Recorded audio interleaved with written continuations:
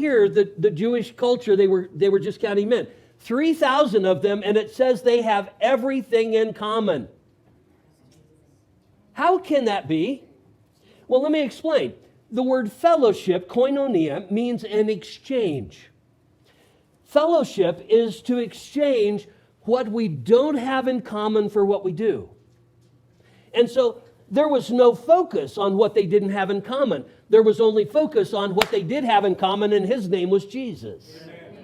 And they welcomed the Holy Spirit, so they had him in common as well. And so the whole church, they had everything in common.